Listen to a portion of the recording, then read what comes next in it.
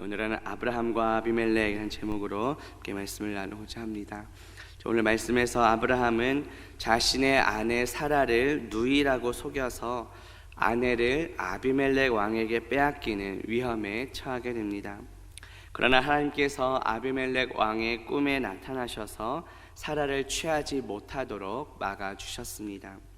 오늘 말씀을 통해 이러한 인간의 연약함과 또 불순종에도 불구하고 하나님의 그 구원 역사를 끝까지 진행하시는 그 하나님의 은혜를 발견하는 저와 성도님들 되시기를 주님의 이름으로 축복합니다. 보면 1절 말씀 다시 보시면 아브라함이 거기서 네게브 땅으로 옮겨가 가데스와 술 사이 그랄에 거류하며 라고 말씀합니다.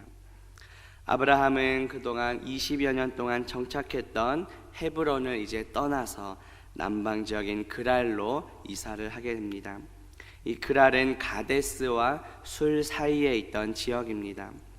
가데스는 가데스 바네아라고도 불리는데 이스라엘의 남쪽 끝에 있는 그런 광야에 있습니다.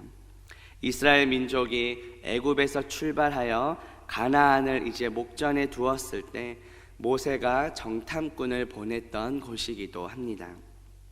이스라엘 민족은 광야 생활의 대부분을 이곳에서 보냈습니다. 또 술은 수르라고도 불리는데 애굽의 북동쪽에 있는 광야입니다. 이스라엘 민족이 이제 홍해를 건너서 제일 먼저 도착했던 곳이기도 합니다. 가데스와 술 사이에 있는 이 그랄 지역은 이제 유대 산악지대에 있는 가사의 남쪽에 있던 위치한 도시입니다. 블레셋 족속의 땅이며 바닷가에 위치해 있습니다. 가나안 땅을 기업으로 약속받은 아브라함이었지만 나그네로 살아가는 아브라함의 모습을 우리는 볼 수 있습니다. 이것을 통해 우리의 본향 역시 천국이며 이 땅에서는 우리가 나그네의 삶을 살아간다는 것을 볼 수 있습니다. 잠시 있다 사라질 이 땅의 것에 집착하며 살기보다 영원한 하늘나라를 소망하며 참 보배이신 예수 그리스도께로 나아가는 저와 성도님들 되시기를 주님의 이름으로 축복합니다. 본문 2절 말씀 보시면 그의 아내 사라를 자기 누이라 하였으므로 그랄 왕 아비멜렉이 사람을 보내어 사라를 데려갔더니 라고 말씀합니다. 아비멜렉은 이 이름의 뜻은 내 아버지는 왕이다 라는 뜻입니다.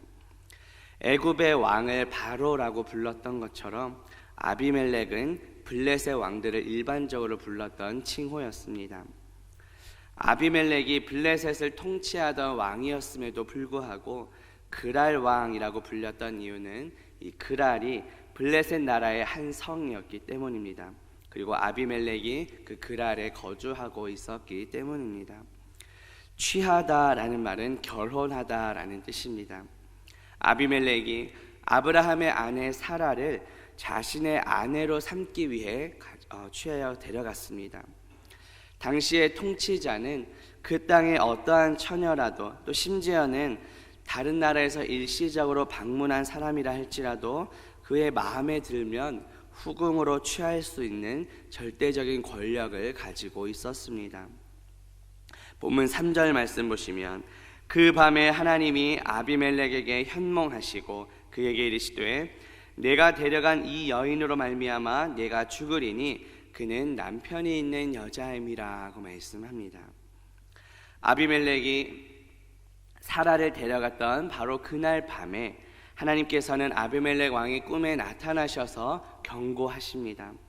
사라를 보호해 주신 것입니다.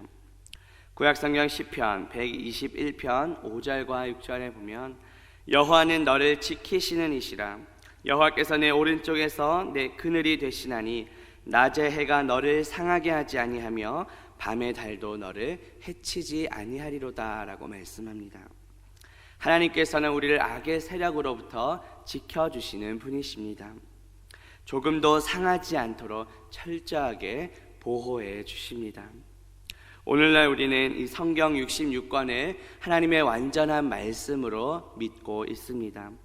그러나 이 구약시대 아브라함 당시에는 아직 이 성경 전체가 완성되지 않았던 시대입니다. 그래서 하나님은 꿈이라는 수단을 통해 아브라함에게 계시하셨던 것입니다. 특별히 이방인에게 계시할 때 이 꿈이라는 도구를 사용하였습니다. 내가 죽으리니 라는 말은 이 경고를 듣는 모두에게 그런 최고의 긴장감을 주는 경고입니다. 이처럼 하나님께서는 믿지 않는 자들에게도 나타나십니다. 아브라함과 사라를 보호해 주신 그 하나님께서는 오늘날 하나님의 자녀인 우리 모두를 보호해 주십니다. 시편 23편 4절에 보면 내가 사망의 음침한 골짜기로 다닐지라도 해를 두려워하지 않을 것은 주께서 나와 함께 하심이라. 주의 지팡이와 막대기가 나를 안위하시나이다 라고 말씀합니다.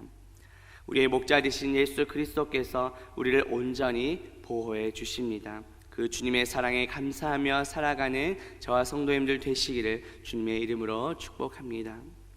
보면 4절 말씀 보시면 아비멜렉이 그 여인을 가까이 하지 아니하였으므로 그가 대답하되 주여 주께서 의로운 백성도 멸하시나이까 라고 말씀합니다. 가까이 하지 않았다라는 말은 아비멜렉이 이제 사라를 데리고 가기는 했지만 성적인 관계를 맺진 않았음을 보여줍니다. 그 이유가 무엇입니까? 우리가 읽진 않았지만 20절 말씀에 보면 하나님께서는 아비멜렉의 집의 모든 태를 닫으셨기 때문입니다. 그래서 아비멜렉은 자신이 판단한 기준에 근거해서 자신이 정당하다고 주장합니다. 자신을 의로운 백성이라고 말합니다. 하지만 여기에 나오는 의는 아비멜렉 스스로 본인의 기준에 따른 의를 의미합니다. 그렇다면 참된 의는 무엇일까요? 참된 의는 오직 예수 그리스도이십니다.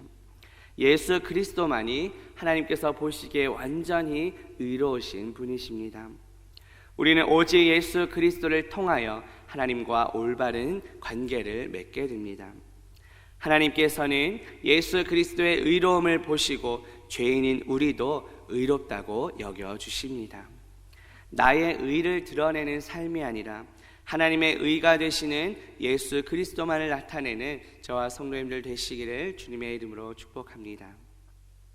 본문 5절 말씀 보시면 그가 나에게 이는 내 누이라고 하지 아니하였나이까 그 여인도 그는 내 오라비라 하였사오니 나는 온전한 마음과 깨끗한 손으로 이렇게 하였나이다 라고 말씀합니다. 온전한 마음과 깨끗한 손, 그것은 마음에 거리낌이 없고 다른 사람을 손으로 해한 일이 없음을 보여줍니다. 아비멜렉은 자신이 한 일이 깨끗하고 순결함을 강조하고 있습니다. 당시에 결혼하지 않은 여인을 후궁으로 취하는 것은 왕의 합법적인 권한이었습니다. 아비멜렉은 사라가 남편이 없는 여인으로 알았기 때문에 아내로 맞이하려고 했던 것입니다. 그래서 자기 자신은 정당하다고 주장합니다. 그러자 하나님께서 어떻게 대답하십니까? 본문 6절 보시면 하나님이 꿈에 또 그에게 이르시되 네가 온전한 마음으로 이렇게 한 줄을 나도 알았으므로 너를 막아 내게 범죄하지 아니하게 하였나니 여인에게 가까이 하지 못하게 함이 이 때문이니라 하고 말씀합니다. 하나님께서는 모든 것을 아시는 분이십니다. 하나님께서 아비멜렉이 범죄하지 못하도록 막으신 이유는 무엇일까요? 하나님의 백성을 보호하시기 위함입니다. 하나님께서 맺으신 언약을 신실하게 지키시기 위함입니다. 이 죄라는 단어는 목표에서 빗나가다, 길에서 벗어나다라는 의미입니다. 하나님께서는 아비멜렉이 하나님의 그 뜻에서 벗어나지 못하도록 자비를 베풀어 주셨습니다. 그렇다면 하나님께서 신실하게 지키시고자 했던 그 약속은 무엇일까요? 하나님께서는 이미 아브라함에게 여러 차례 약속의 말씀을 주셨습니다. 창세기 13장 16절에서는 내가 네 자손이 땅의 티끌 같게 하리니 사람이 땅의 티끌을 능히 셀 수 있을진데 네 자손도 세리라 하고 약속하셨습니다. 또 창세기 15장 5절에 보면 하늘을 우러러 뭇별을 셀 수 있나 보라. 또 그에게 이르시되 네 자손이 이와 같으리라 하고 말씀하셨습니다. 또 이후에 나오는 우리 창세기 22장 17절에 보면 내가 내게 큰 복을 주고 내 씨가 크게 번성하여 하늘의 별과 같고 바닷가의 모래와 같게 하리니 내 씨가 그 대적의 성문을 차지하리라 고 말씀합니다. 하나님께서는 반드시 약속하신 말씀을 이루십니다. 그 약속을 이루시기 위해 지금 아브라함의 아내 사라를 보호해 주신 것입니다.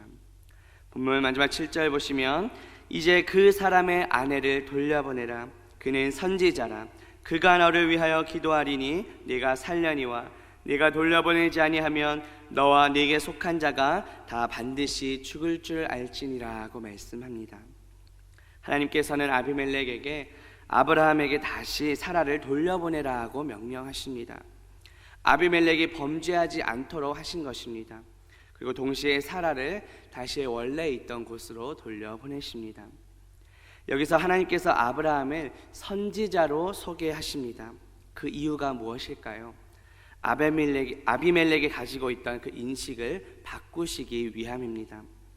아비멜렉은 당시에 아브라함을 그저 힘있던 족장으로만 여겼습니다. 그래서 아브라함과 동맹 관계를 맺기 위해 사라를 취하려고 했던 것입니다. 하지만 하나님께서는 아브라함을 선지자로 소개하시면서 아브라함의 사명은 하나님의 말씀을 전하는 것임을 보여주십니다. 기도하다라는 것은 중재하다라는 뜻입니다. 아브라함은 단순히 기도하는 것뿐만 아니라 하나님과 아비멜렉 사이의 그 관계 회복을 위해 중간 역할을 한다는 뜻입니다. 이러한 모습은 예수 그리스도께서 죄인인 우리를 위해 중보하시고 하나님과 우리를 다시 화목하게 하시는 모습을 보여줍니다.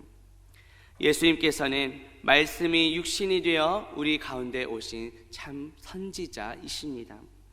예수님께서 십자가에서 죽으심으로 하나님과 원수였던 우리가 다시 화목하게 되었습니다. 부활 승천하신 예수님께서는 지금도 하나님 보좌 우편에서 우리를 위해 중보하고 계십니다. 우리의 참 선지자, 우리 유일한 중보자 되시는 예수 그리스도를 본받아 이제 우리가 믿지 않은 영혼들에게 하나님의 말씀을 증거하며 또 그들을 위해 중보 기도할 수 있기를 주님의 이름으로 축복합니다. 기도합니다. 하나님 아버지, 오늘 말씀을 통해 하나님께서는 약속하신 것을 반드시 지키시는 신실하신 분이심을 깨닫게 하시니 감사합니다. 구원의 역사를 이루시기 위해 모든 상황을 주관하시고 보호하시는 하나님을 찬양합니다. 우리에게 예수 그리스도를 보내주셔서 우리를 구원해 주시니 감사합니다. 참 선지자여 참 중보자이신 예수 그리스도를 본받아 우리도 믿지 않는 영혼들에게 예수 그리스도의 말씀을 선포하며 그들을 위해 중보 기도하는 사명을 감당하게 하옵소서. 예수 그리스도의 이름으로 기도합니다. 아멘.